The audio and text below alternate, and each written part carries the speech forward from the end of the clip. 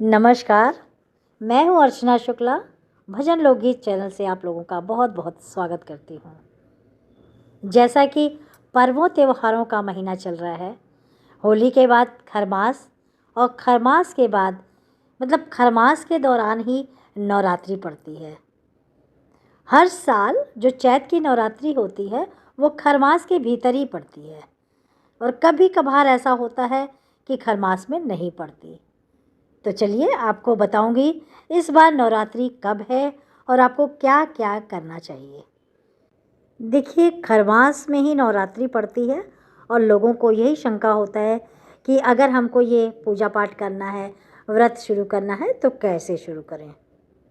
तो चलिए सबसे पहले बताती हूँ कि इस बार चैत्र नवरात्रि, इसको बसंती नवरात्रि भी कहते हैं, बसंत ऋतु चलती रहती है।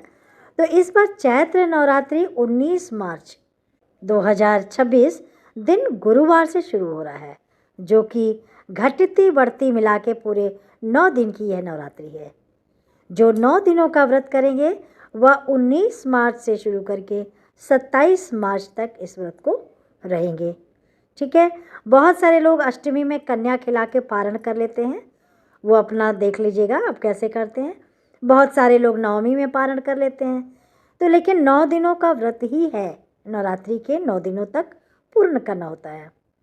तो इसके बाद 28 तारीख को ही पारण करना है। आप अपने घर का रस्म रिवाज देख के ही आगे बढ़िएगा, उसी को फॉलो करिएगा। आगे पारण का विस्तार से वीडियो दूंगी। पहले जैसे आप बताएं कि खरमास में ही चालू रहेगा, क्योंकि खरमास 14 मार्च से शुरू हो जाएगा और ये 14 अप्रैल तक चलेगा। इसी बीच में 19 मार्च से 27 मार्च तक नवरात्रि है। तो अब प्रश्न ये आता है कि बहुत सारे लोग मनौती भी माने रहते हैं कि हम चैत्र नवरात्रि का व्रत करेंगे। तो बिल्कुल आप मनौती माने हो तो आप उसको करो।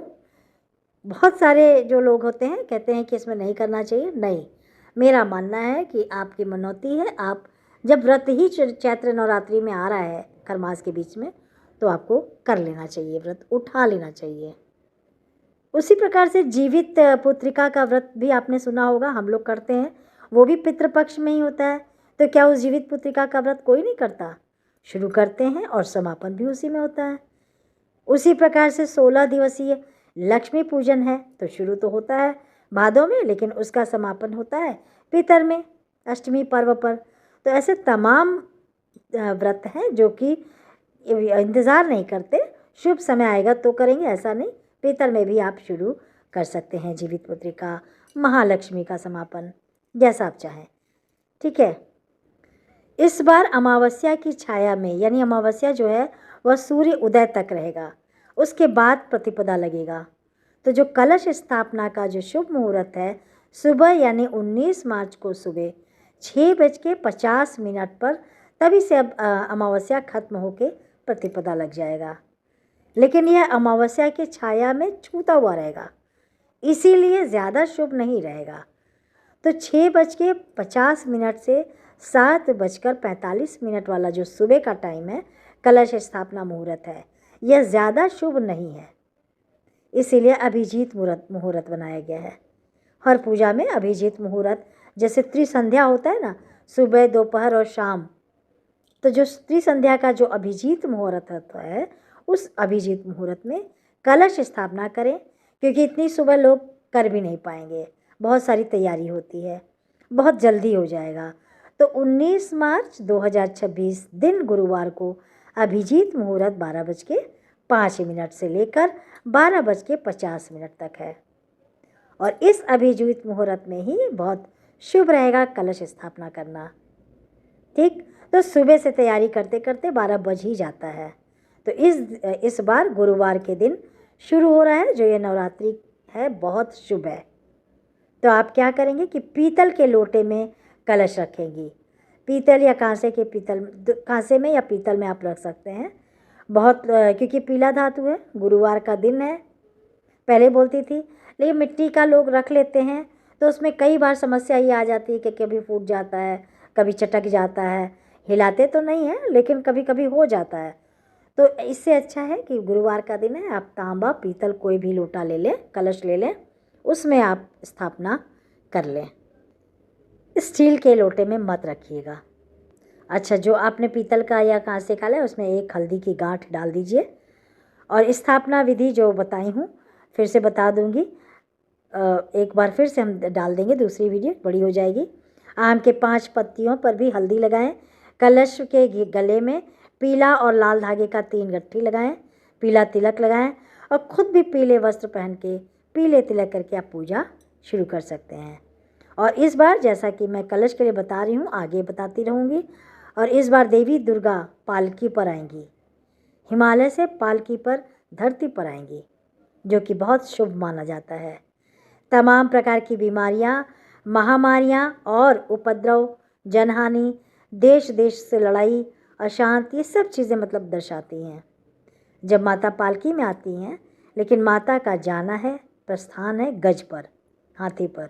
तो हाथी पर जाने से शुभ है, जो कि कृषि कार्य जितने भी खेती बाड़ी से संबंधित हैं, कृषि कार्य अच्छा रहेगा, वर्षा अच्छी होगी, मौसम अच्छा रहेगा और संपन्नता बनी रहेगी।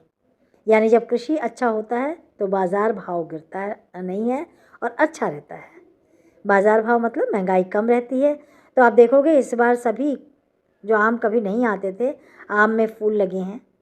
इस बार खेती अच्छी होगी, वर्षा भी अच्छी है और मौसम भी अच्छे रहेंगे। तो माता का प्रस्थान गज में और आगमन पालकी में हो रहा है। माता देवी लक्ष्मी को प्रसन्न करने के लिए कुछ विधियां नवरात्रि में बताऊंगी मैं। नवरात्रि जब शुरू करेंगे तो जौ बीजना होता है, जौ लगाना होता है। जौ को पहले ही 2-3 दिन पहले आप भिगा के रखो और अच्छा जौ लाओ। 2-3 साल पुराना हो तो 1 साल पुराना हो, अच्छा लग जाएगा। और जौ लगाने के समय जो 2-3 दिन पहले भीगा दो और अच्छी मिट्टी में लगाओ। डलिया बहुत अच्छी मिट्टी होनी चाहिए, डलिया में करके 12 दाने गेहूं के भी डाल दो। और इसके बाद देवी दुर्गा की सुरक्षा और माँ लक्ष्मी की प्रसन्नता भी मिलेगी। उसी प्रकार कलश में सर्प औषधि डालो, जिससे कि माँ लक्ष्मी प्रसन्न होंगी। देवी दुर्गा आपकी सुरक्षा करेंगी और माँ लक्ष्मी आपको धन देंगी। उसी प्रकार से हवन के 5 सामग्री के साथ साथ हवन सामग्री में चावल और जौ के साथ, तिल के साथ गेहूं भी 1 मुट्ठी डाल दें। इससे देवी लक्ष्मी प्रसन्न होती हैं। तो और उसके बाद दीप जला दो। दीप रुई का ना जला के, धागा जो होता है ना कलावा, पीला या लाल, उसकी बत्ती बना के, कॉटन का होना चाहिए। टेरिकॉट का रहेगा तो नहीं जलेगा, कॉटन का होना चाहिए। धागा जो आसानी से टूट जाता है वही कॉटन का रहता है, उसी का दीप जलाएं। अखंड ज्योत घर पर ना जलाएं, क्योंकि देखिए बहुत विधि विधान होते हैं, ज़रा सा भी कहीं रह गया ऊंच नीच तो वो सही नहीं रहता। इससे अच्छा आप अगर ज्योत जलाना है तो आप पास के मंदिर में जाकर पंडित के समक्ष रख कर आप जला सकते हैं। व्रत के दौरान हो सके तो आप निराहार तो नहीं रह सकते हैं, लेकिन फलाहार रह सकते हैं। फल फ्रूट ये सब खा के आप व्रत रह सकते हैं। जो बहुत अस्वस्थ है कोई बात नहीं, वो 1 टाइम भोजन, सात्विक भोजन करके भी यह व्रत रख सकते हैं। मन शुद्ध तो सब कुछ शुद्ध, कहते हैं मन चंगा तो कठौती में गंगा। बहुत दिल से आप प्रार्थना पूजा करते हैं तो भगवान माता रानी ज़रूर आपकी मनोकामना पूरी करेंगी। दोस्तों इस वीडियो में बस इतना ही। फिर मिलते हैं, बहुत जल्दी मिलते हैं एक नई जानकारी के साथ। और नवरात्रों में मेरी वीडियो आती रहेगी, आप उसको देखिएगा। और नए हैं तो सब्सक्राइब ज़रूर करिए, हाइप ज़रूर प्रेस कर दीजिएगा प्लीज़, ताकि मेरा उत्साह बना रहे। धन्यवाद। स्वस्थ रहें, मस्त रहें और व्यस्त रहें।